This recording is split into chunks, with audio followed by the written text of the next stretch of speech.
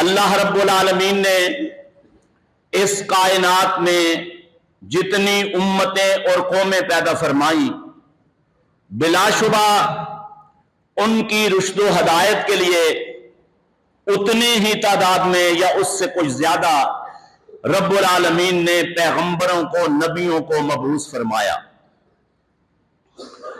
اور جن لوگوں نے نبیوں کی دعوت پر لبیک کہا اور ان کی دعوت کو قبول کیا، اس بات میں کوئی شک نہیں ہے کہ وہ کائنات کے اولو العزم لوگ ہیں۔ پھر اللہ نے ان میں طبقات مقرر فرمائے ترتیب کے لحاظ سے کہ ساری جو امتیں ہیں، چونکہ نبیوں کی تعداد 1,00,000 سے زیادہ ہے، بلا شبہ امتوں کی تعداد بھی اتنی یا اس سے کچھ زیادہ ہے، تو ان ساری امتوں میں اللہ نے امت محمدیہ کو سب سے زیادہ افضلیت اور اعزاز عطا فرمایا۔ اور قرآن میں ہی ہمیں بتایا کنتم خیر امہ، آپ بہترین امت ہو، افضل ترین امت ہو۔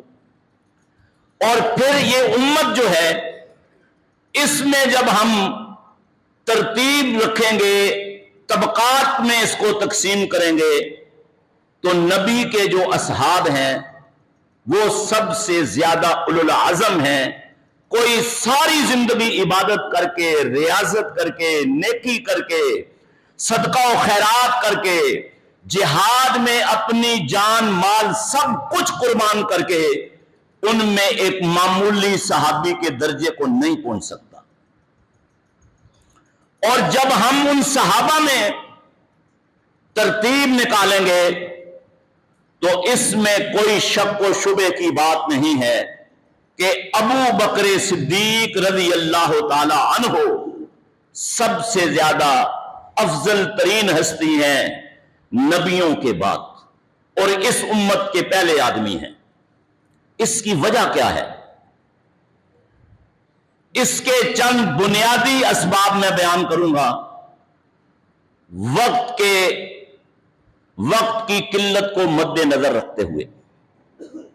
رسول اکرم صلی اللہ علیہ وآلہ وسلم نے فرمایا کہ میرے اللہ نے مجھے جب نبوت کا تاج عطا فرمایا اور حکم دیا کہ میں اپنے قریبی دوستوں کو، رشتہ داروں کو دین کی دعوت دوں، قبول اسلام کی دعوت دوں، کہا میں نے اپنے عزیز و اقارب، دوست، احباب جو بالکل قریبی تھے، وہاں سے میں نے دعوت کا آغاز کیا۔ کہا جس کو میں دعوت دے رہا تھا، کسی نے کہا کہ یہ دلیل چاہیے مجھے، کسی نے کہا سوچنے کا وقت دے دیں، کسی نے کہا مشورے کا وقت دے دیں، الا ابا بکر، فرمایا میرے ساتھیوں میں اور میری امت میں ابو بکر صدیق رضی اللہ تعالی عنہ وہ ہستی اور شخصیت ہے کہ میں نے دعوت دی اور بغیر سوچ و بچار کے فوراً انہوں نے دین اسلام کی دعوت کو قبول کیا، اور میرے رب نے مہر لگائی اور فرمایا والذی جاء بالصدق وصدق به اولئک هم المتقون، فرمایا ایک وہ ذات گرامی جو حق و صداقت کا پیغام لے کے آئی، اور دوسری وہ شخصیت اور ہستی جس نے فوراً اسے قبول کیا، یہ دونوں کے دونوں پرہیزگار ہے۔ اور ابو بکر صدیق رضی اللہ تعالیٰ عنہ قبول اسلام سے پہلے بھی کوئی معمولی آدمی نہیں تھے، مکہ کے متمول، مکہ کے خوشحال تاجر تھے۔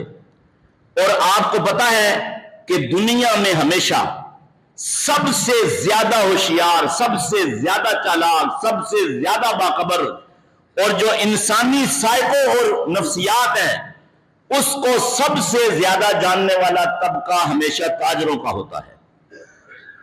ہر شخص سے اس کی حیثیت کے مطابق بات کرنا، مال اس کو اس کی حیثیت کے مطابق بیچنا اور دکھانا۔ تو ابو بکر صدیق رضی اللہ تعالیٰ عنہ نے کہا اللہ کے حبیب آپ کے لبوں سے نکلی ہوئی بات غلط ہو ہی نہیں سکتی. میں کیسے آپ سے دلیل مانگوں, میں کیسے مہلت اور وقت مانگوں؟ آپ نے فرمایا اور میں نے قبول کیا. اور آپ کو پتا ہے کہ ایمان کے بعد اس کا دوسرا جز جو ہے وہ نیک اعمال ہیں. آج کل یہاں بڑی بحثیں ہیں. جناب ہم اسلام تو لے آئے ہیں نا, نماز پڑھیں نہ پڑھیں. آپ جب اسلام لے آئے تو آپ نے اپنی گردن میں اللہ اور اس کے رسول کی اطاعت کا پٹا ڈالا ہے. آپ اطاعت نہیں کریں گے تو آپ کس بات کے مسلمان ہیں؟ تو دوسری بنیادی چیز نیک عمل ہے. حدیث پاک میں آیا, رسول اکرم صلی اللہ علیہ وسلم ایک دن مسجد نبوی میں واعظ فرما رہے ہیں, تبلیغ فرما رہے ہیں, اور جنت کے دروازوں کا ذکر کر رہے ہیں کہ فلاں فلاں نیک اعمال کرنے والے ان جنت کے دروازوں سے جنت میں جائیں گے. اور جنت کے دروازے کتنے ہیں؟ آپ نے فرمایا ان للجنت ثمانیۃ ابواب, 8 دروازے ہیں جنت کے. اور جہنم کے دروازوں کے بارے میں قرآن میں آیا وَإِنَّ جَهَنَّمَ لَمَوْعِدُهُمْ أَجْمَعِينَ لَهَا 7 أَبْوَابٍ لِكُلِّ بَابٍ مِّنْهُمْ جُزْءٌ مَّقْسُومٌ, کہ جہنم کے اللہ نے 7 دروازے بنائے ہیں اور مختلف نوعیت کے کبیرہ گناہ کرنے والے ان دروازوں سے جہنم میں داخل کیے جائیں گے. آپ نے جب جنت کے دروازوں کا ذکر کیا تو فرمایا کہ جس آدمی نے کسی چیز کا ایک جوڑا اللہ کی راہ میں خرچ کیا, جس طرح کی نیکی ہوگی اس طرح کے دروازے سے وہ جنت میں داخلے کے لیے بلایا جائے گا. پہلا دروازہ بتایا باب الصلاۃ, کثرت کے ساتھ جس نے نفلی نمازیں پڑھی. فرض نمازیں تو آپ پر فرض ہیں, یعنی لازمی ہے, یہ پڑھنی ہی پڑھنی ہے ہر حال میں. جس نے کثرت کے ساتھ نفلی نمازیں ادا کی, فرمایا باب الصلاۃ, اسے آواز دی جائے گی کہ تم باب الصلاۃ سے جنت میں آؤ. اور آپ کو پتا ہے کہ حیران کن انداز ہوگا فرشتوں کے استقبال کا ان جنتیوں کے لیے. آج تو آپ جاتے ہیں نا اداروں میں تو سیکورٹی گارڈ کھڑے ہوتے ہیں, وہ چیک کرتے ہیں اور آپ کو روکتے ہیں. وہاں کیا پوزیشن ہوگی؟ وَالْمَلَائِكَةُ يَدْخُلُونَ عَلَيْهِم مِّن كُلِّ بَابٍ سَلَامٌ عَلَيْكُمْ بِمَا صَبَرْتُمْ فَنِعْمَ عُقْبَى الدَّارِ. فرمایا جنت کے دروازوں کے اندر سے فرشتے باہر آ کر خوش آمدید کہیں گے, سلامتی بھیجیں گے ان پر اور کہیں گے آپ پر سلامتی ہو, جس گھر میں آپ جا رہے ہیں وہ بہترین گھر ہے, وہ نعمتوں کا گھر ہے. تو فرمایا پہلا دروازہ باب الصلاۃ آپ نے فرمایا, کثرت کے ساتھ نفلی نماز پڑھنے والا اس دروازے سے جنت میں جائے گا. اور آج کل لوگ یہ سوال کرتے ہیں جی ٹائم ہمارے پاس نہیں ہے, اگر نفل نہ پڑھیں تو کوئی فرق تو نہیں پڑے گا؟ کیا ان کو جواب دیا جائے؟ یہی بہت بڑا پیغام ہے. پھر آپ صلی اللہ علیہ وسلم نے فرمایا کہ جس نے کثرت کے ساتھ نفلی جہاد کیے اسے باب الجہاد سے پکارا جائے گا. اور جہاد کیا ہے؟ اسلام ایک عمارت ہے اور اس کا ایک گنبد ہے, چوٹی. وہ کیا ہے؟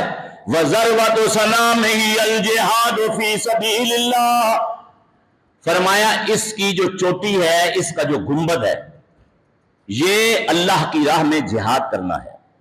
ہمارے ہاں ابھی یہ جو گنبد کا رواج ہے یہ ختم ہو گیا. ترکی جو طرز تعمیر تھی اس میں ہر گھر میں بھی گنبد ہوتے تھے, اور ہم نے دوسروں کے حوالے کر دیا. وہ کہاں گنبد بناتے ہیں؟ قبروں کی عمارتوں پر, مزاروں کی عمارتوں پر, فلاں فلاں عمارتوں پر. خیر, تیسرے دروازے کا ذکر کیا باب الصدقہ. کہا جس نے کثرت کے ساتھ نفلی صدقہ اللہ کی راہ میں کیا. اور یہ بات یاد رکھیں کہ زکوٰۃ آپ پر فرض ہے, زکوٰۃ آپ نے ادا کرنی ہی کرنی ہے, نہ کرنا کبیرہ گناہ ہے. یہ نفلی صدقہ ہے. کثرت کے ساتھ جس نے نفلی صدقہ کیا وہ باب الصدقہ سے جنت میں داخلے کے لیے پکارا جائے گا۔ اور یہاں رک کر ایک بات کہنا چاہتا ہوں کہ میں نے بعض مساجد میں دیکھا ہے کہ لوگ جب فنڈنگ کر رہے ہیں، دے رہے ہیں پیسے، تو باہر ہمارے جو دوست ہیں وہ نوٹوں کو دیکھ رہے ہوتے ہیں۔ طریقہ کیا ہمیں اللہ کے نبی نے کیا بتایا؟ فرمایا جو دینے والا ہے اس کے لیے دعا کریں، اچھے جملے ادا کریں، اس کے لیے اس کی ہمت کو بڑھائیں۔ اور نبی کو اللہ نے قرآن میں فرمایا خذ من اموالہم صدقۃ تطہرہم وتزکیہم بہا وصلی علیہم ان صلاتک سکن لہم۔ میرے پیارے، جب آپ ان سے ان کے مالوں کی زکوٰۃ لیں یا صدقات لیں تو ان کے لیے اللہ سے رحمت کی دعائیں مانگیں۔ فرمایا کیوں؟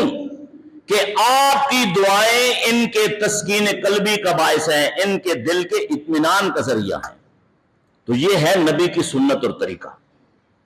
چوتھے دروازے کا آپ صلی اللہ علیہ وسلم نے ذکر فرمایا وہ باب الریان ہے۔ کثرت کے ساتھ نفلی روزے رکھنے والے کو باب الریان سے جنت میں داخلے کے لیے پکارا جائے گا۔ آپ نے یہ 4 دروازے ذکر کیے، اب محدثین نے باقی 4 دروازے بھی بتائے۔ کہا ایک باب القاظمین الغیظ والعافین عن الناس ہے کہ غصے کو پی جانے والے اور لوگوں کو معاف کر دینے والے۔ آپ اس ملک کا ٹرینڈ دیکھیں، کوئی ہے ہم میں سے غصہ پی جانے والا؟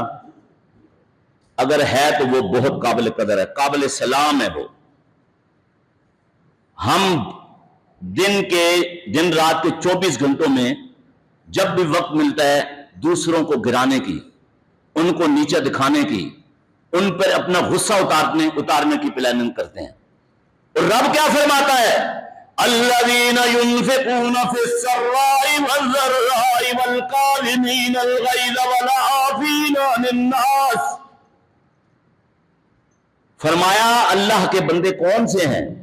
خوشی اور غمی میں اللہ کی راہ میں مال خرچ کرتے ہیں، غصے کو پی جاتے ہیں، لوگوں کو معاف کر دیتے ہیں۔ اور حبیب کبریا نے فرمایا معاف کر دینے والا اس کی عزت میں کمی نہیں ہوتی بلکہ اس کی عزت کو اللہ بڑھا دیتا ہے۔ تو 5واں دروازہ یہ ذکر کیا۔ ایک دروازہ باب المتوکلین ہے، یعنی وہ لوگ جو اللہ پر توکل کرتے ہیں اور وہ ظاہری اسباب کو استعمال نہیں کرتے، ان کو وہاں سے بلایا جائے گا۔ ایک دروازہ فرمایا باب الذکر ہے، کثرت کے ساتھ اللہ کا ذکر کرنے والوں کا۔ تو اس طرح اللہ کے حبیب صلی اللہ علیہ وسلم نے ان دروازوں کا بیان کیا۔ جب بیان کیا تو ابو بکر صدیق رضی اللہ تعالیٰ عنہ نے ایک سوال کیا۔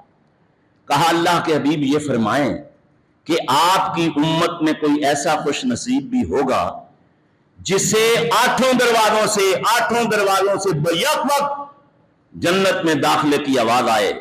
صحیح بخاری کی روایت ہے، حبیب کبریا نے فرمایا ابو بکر ارجو ان تکون ہوا، مجھے اللہ سے امید ہے کہ آپ وہ ہستی ہیں جنہیں ایک ہی وقت میں جنت کے 8 دروازوں سے جنت میں داخلے کی آواز آئے گی۔ اور ایک روایت ابن حبان میں ہے، فرمایا وَأَنْتَ هُوَ يَا أَبَا بَكْرٍ، ابو بکر آپ ہی وہ ہو، آپ وہ شخصیت ہو کہ 8 دروازوں سے بلایا جائے گا۔ تو یہ نیک اعمال کی بنیاد ہے، کبھی بھی نیک اعمال کو ترک نہیں کرنا چاہیے۔ پھر ایمان کے بعد نیک اعمال اور اس کے بعد دین کی دعوت دینا۔ ہمارے ہاں ایک سوال اٹھتا ہے آج کل، جناب ہم سچے ہیں، قرآن و سنت کے ماننے والے ہیں، پھر کم کیوں ہیں؟ اس لیے کہ اپنے آپ کو اکثریت میں بدلنے کا اور لوگوں کو قریب لانے کا ہم نے وہ طریقہ اختیار نہیں کیا جو کہ اللہ کے رسول صلی اللہ علیہ وسلم نے ہمیں بتایا اور اللہ نے قرآن میں فرمایا۔ وہ کیا ہے؟ دعوت دین دینا۔ دین کی سچی دعوت دینا. اور ابو بکر صدیق رضی اللہ تعالیٰ عنہ ایک دن مکی زندگی، ابتدائی جو زندگی تھی، اللہ کے رسول صلی اللہ علیہ وسلم کے پاس آئے. کہا اللہ کے رسول یہ فرمائیے کون سا ایسا کام ہے دین کے لیے جو مشکل ترین ہو، مشکل ترین، اور میں وہ انجام دوں. فرمایا ابو بکر حرم کے سین میں کھڑے ہو کر توحید کی دعوت دینا. اور آپ کو پتا کتنا مشکل تھا. یہ جو خانہ کعبہ کی عمارت ہے آج 360 بت تھے اس میں، یہ بتوں کا مرکز تھا، تیرتھ جس کو کہتے ہیں. جیسے کسی نے کہا دنیا کے بت قدوں میں پہلا وہ گھر خدا کا، خلیل ایک معمار تھا جس بنا کا، ازل سے مشیت نے تھا جس کو تاکا، یہیں سے ابلے گا چشمہ خدا کا.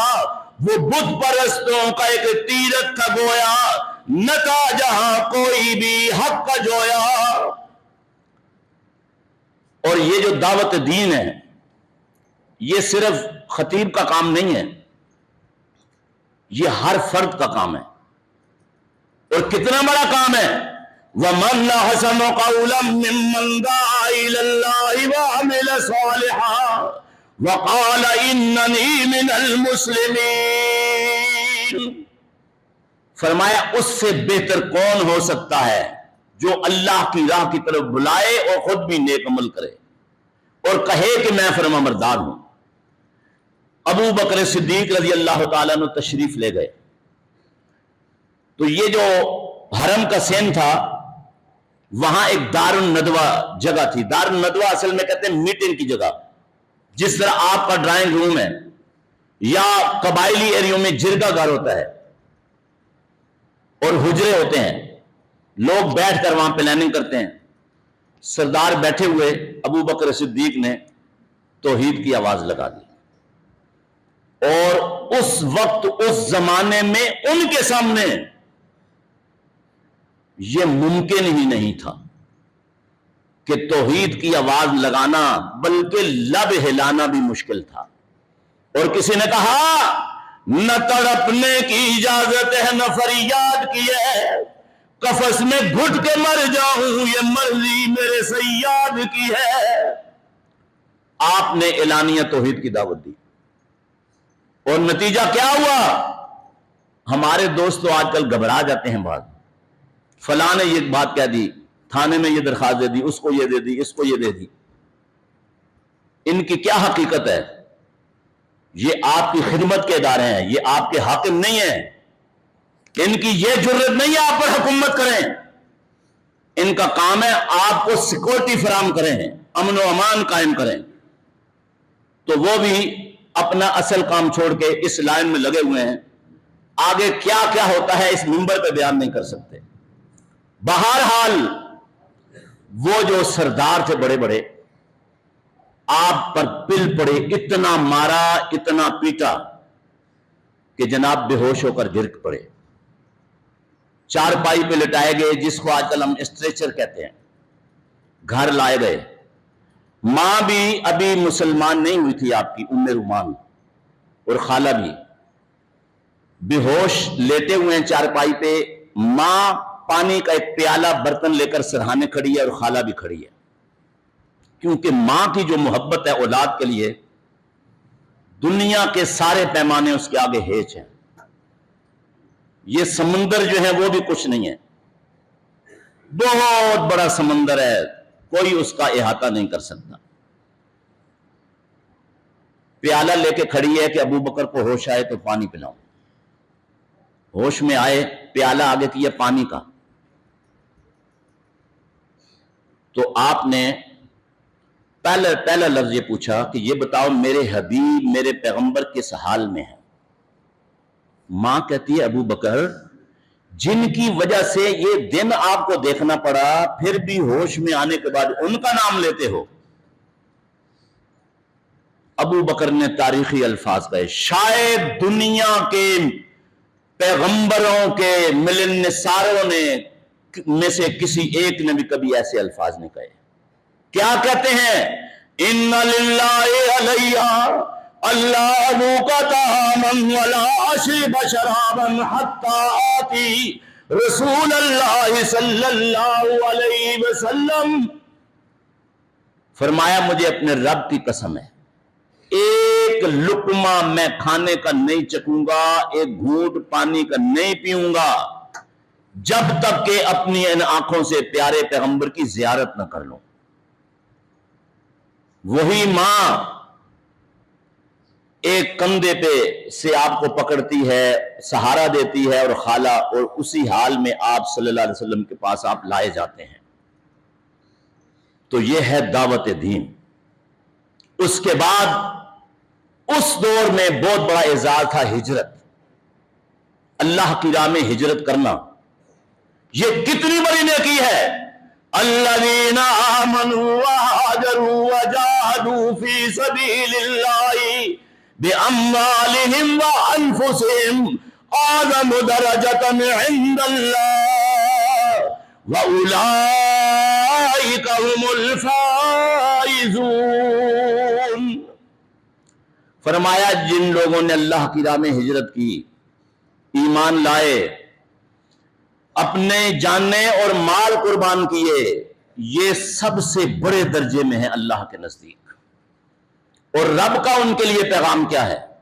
युबश्शिरुहुम रब्बुहुम बिरहमतिन मिन्हु व रिज़वानिन व जन्नातिन लहुम फ़ीहा नईमुम मुक़ीम।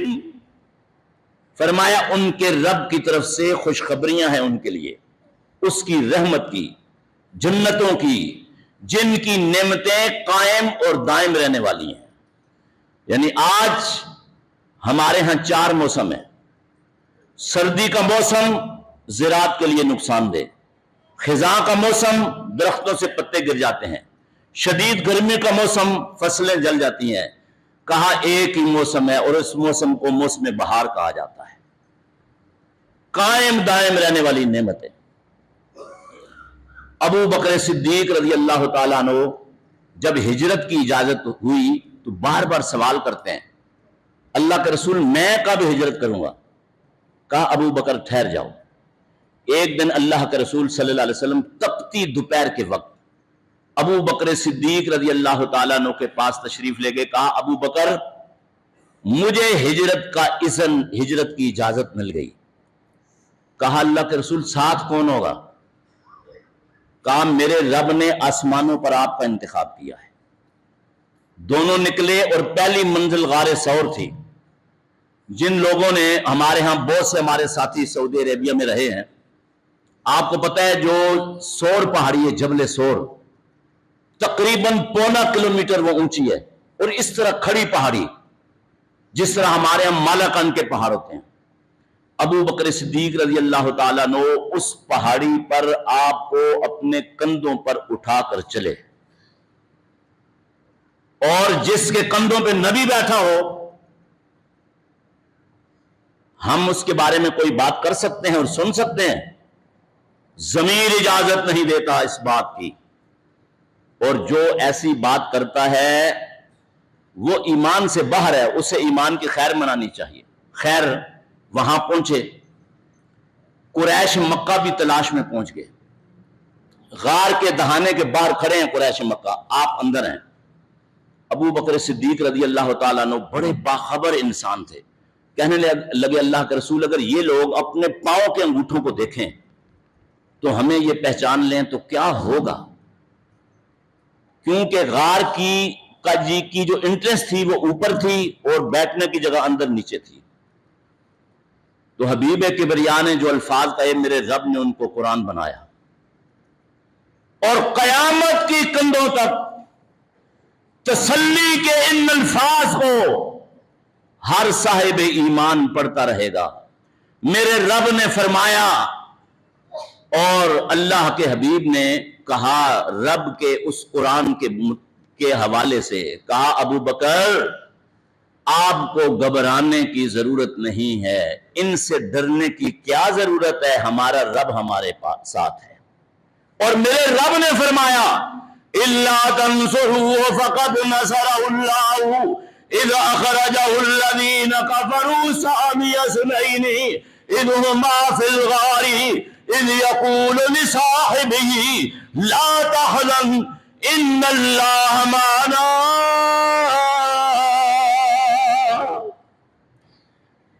فرمایا ابو بکر گھبرانے کی بات نہیں ہے، ہمارا رب ہمارے ساتھ ہے، اور جب رب ساتھ ہو جائے تو پھر منزلیں آسان ہو جاتی ہیں.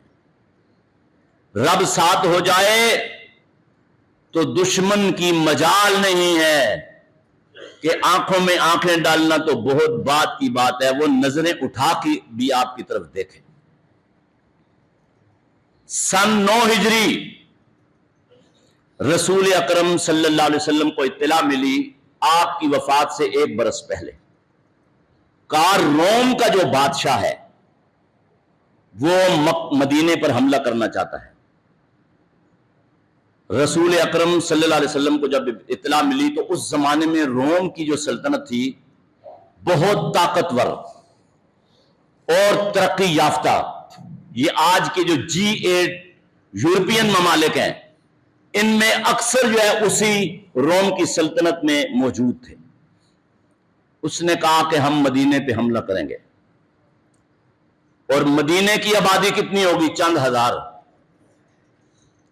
اور پوزیشن کیا تھی؟ غربت ہر گھر پہ ناچ رہی تھی. لیکن حبیب کبریا نے جب یہ الفاظ سنے